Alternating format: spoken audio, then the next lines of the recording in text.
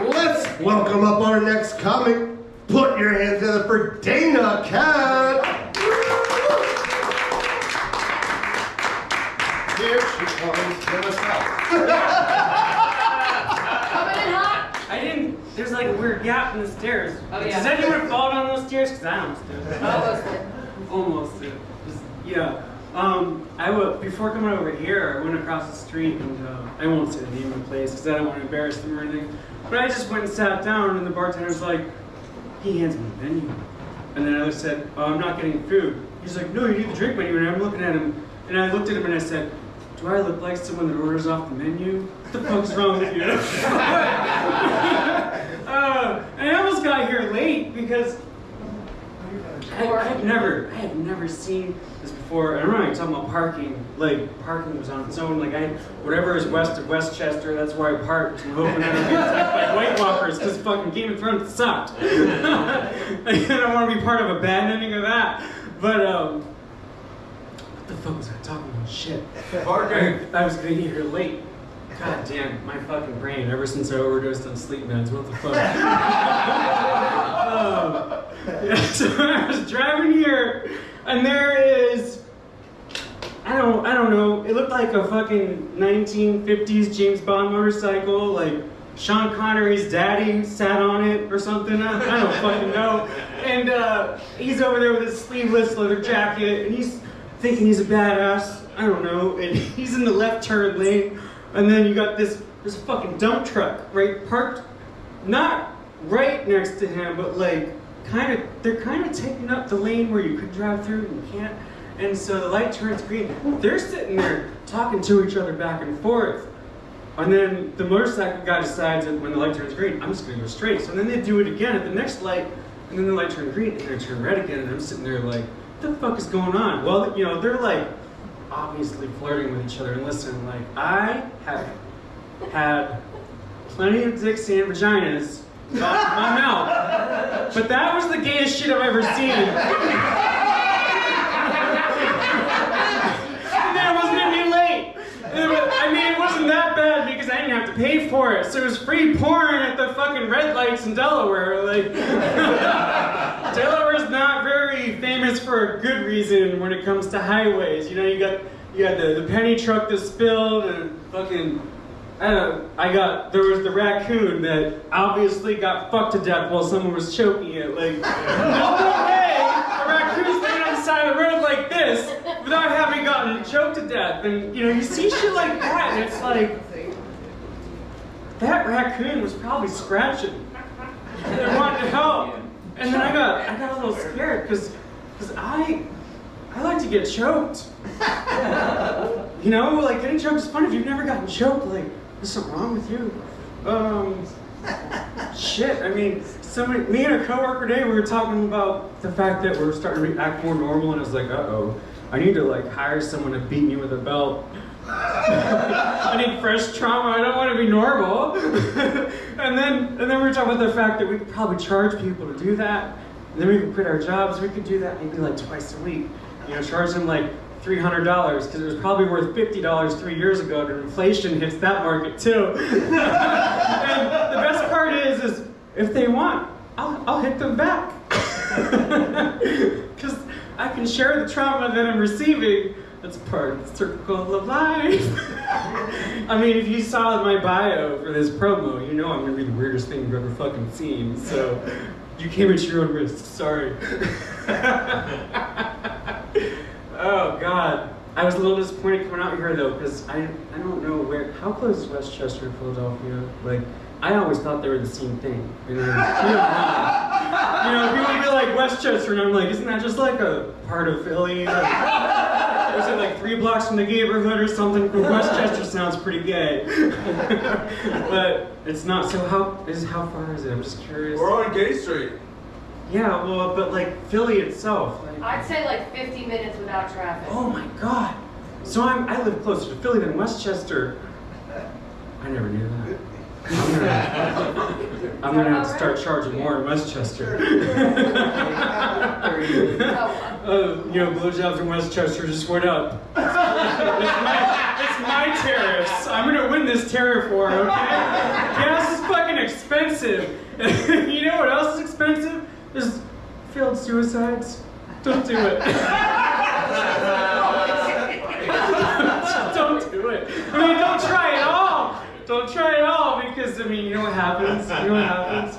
Is against your will, they take you to the hospital. And then while you're in the hospital, they're like, Dana, what the fuck was it this time? You're like, I swear to God, I wasn't letting anyone else do it to me this time. Trauma.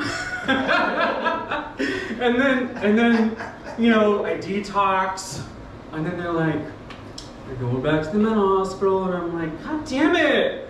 Why didn't it work this time? Because going to the mental hospital sucks. And then of course when you come home, like, you're like, oh God, I'm so glad to be out of the mental hospital. I can go back to my life that's supposed to be stress-free because that place sucked. And then everybody gives you those looks like, you just got home from the mental hospital. Stay away from me. You're my son. Stay away from me. Little fucker just graduated high school and he's still like, stay away from me. You were in a mental hospital not that long ago. And I'm like, yeah, I'm on medicine now. What the fuck? But God, you know what's funny is so people tell me all the time there's nothing funny about suicide, and then I just have to prove them wrong. Sorry. So I like to include it in my bits. So we'll circle back around to that. Huh? No. Oh, all right. So yesterday I get a phone call from, I don't know, some fucking medical research company in Philadelphia because I'm on some list of people willing to volunteer for research studies on depression, because who's better for that than someone that's actually diagnosed with clinical depression, right? In theory. So every single time they call me, like, I've had 2 years of this, like, every week I'm getting a phone call about some research study, and then they ask me the questions, and you know how it turns out every time? After like the 10th question, they go, oh, you can't do this. You're crazy. And they go, have you talked to your therapist about this? And I'm like, yeah. That's why I wanted to help with your fucking experimental shit, because if there's something out there that can help me, I want it! And then they said, yeah, you're crazy. You sound depressed. And then I cried. And then they hung up on me. I've had dates like that, both ways.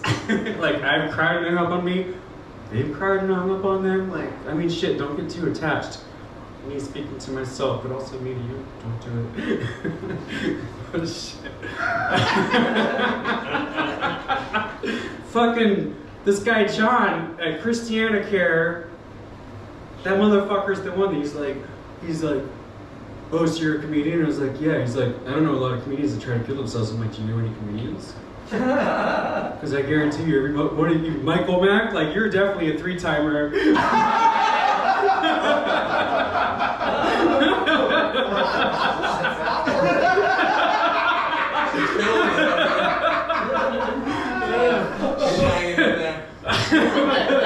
But yeah, I mean, so, and I just looked at him, I was like, what the fuck do you mean? He's like, what do you do your jokes about? And I'm like, how much my life sucks? He's like, yeah, you're not funny. I was like, yeah, you know any comedians, fuck you, man. So people will ask me all the time, like, what's his full name? So they can like look him up and all that, because they just want to like see this guy. And the problem is, this guy from the suicide prevention, crisis, therapy team, whatever, but he still walks around with a gun. Like, how the fuck you're a therapist with a gun? You're gonna arrest me for not sleeping enough last night or not doing my fucking morning meditation? Like, come on, man.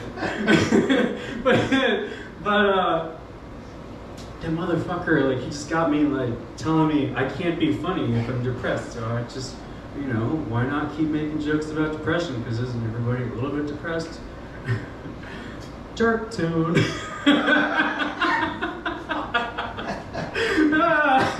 I can't believe you gave me 15 minutes. You should have known what you were in for.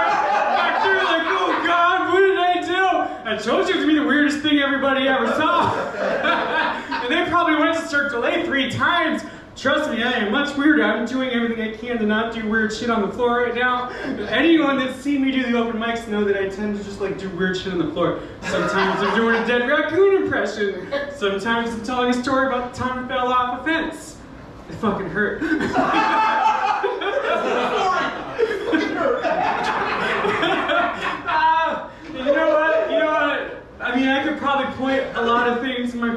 like, why am I like this? Anyway, I'm sure people do that. I don't know, maybe if you're like a normal person that has a good life, you probably don't go, why am I like this? You're probably like, oh, I'm so glad I was born rich. Fuck you, man. Like, I came from fucking poverty to still be poor. Like, fuck you. Oh, yeah, you could get a master's degree and still be like, You know what's sad is I don't want to tell you how much I make, because if I told you, you'd be like, you should save more money. And it's like, no, I want to spend it. Because if I die tomorrow, that means I didn't get to enjoy it, and then it goes to my kids and they're fucking assholes. So no thank you. They're fucking assholes. Oh man. I don't know, maybe it's parents' issues of my own, you know, daddy and mommy issues, the fucking full shebang. But yeah, I mean, I can point to the fact that like I grew up in a cult. I can point to the fact that like I was forced to take jujitsu and judo against my will and get my head kicked in every fucking day because my uncles owned the dojo and they wanted to toughen me up. Yeah, you fucking failed. All they did was cause more trauma. So aside from that, my cousins love to play Some You're the Queer. Anyone ever play that when they were a kid? You know, like, you get the football, and then you run with it, and then everybody tries to tackle you. Well, my cousins like to put a little spin on it where after you got tackled, the next person got to kick you in the head. And so they never wanted to pick up the ball. They would all be like, I don't want to be the queer, and shit like that. And I would just see them, and I'm like, you fucking bitches. And I would run up and grab the ball and be like, I'll be the queer. And then they start chasing me and be like, can't smear this queer. And then I'd get kicked in the fucking head. Oh, I've had so many concussions, I can't even count. Like, I run out of fingers and toes. That's why. And God, and then there's the army. Like, I was jumping out of planes. Why? Oh, they're like, oh, you get an extra $150 a month to jump out of planes for hazardous duty pay. First of all, I spend way more than that on alcohol in a week. And also, if they told me how bad my knees would hurt this much later in life, which isn't that late, I'm only 41, I would realize $150 a month wasn't worth it. You know, like it doesn't even cover one single therapy session. This shit's expensive, which is why sometimes I just call the suicide hotline because it's free. And you know, I've had this whole conversation with the suicide hotline. Like they're the suicide hotline, and they didn't know how high a bridge has to be a guarantee. Like, you think they would know? So I had to give them a lesson on how high the bridges are. Because when they asked me if I would be safe, I was like, well, I'm not gonna cut myself because that would leave a scar. And then I was like, I can't overdose on sleep meds again because I'm not allowed to get them. And then so then there's a bridge, and they're like, okay, you're not gonna jump off a bridge, are you? And I'm like, no, none of the ones in Delaware are high enough. And I don't want to be stuck in a wheelchair for the rest of my life. Like, I'm gonna hook up with some fat guy to pay the rent. Like, like no, I don't want that. And so now the suicide hotline, thanks to me, knows how high a bridge has to be a guarantee. And so I don't know if they tell that to their patients, because honestly, like, nobody should be jumping off a bridge, but I wonder if they're ever like, oh, they'll be okay, they'll survive. I mean, I don't know. I only have my conversations with them that always end with a, yeah, you should talk to your therapist, like, right now. But yeah, my name is Dana Cat. I love you all.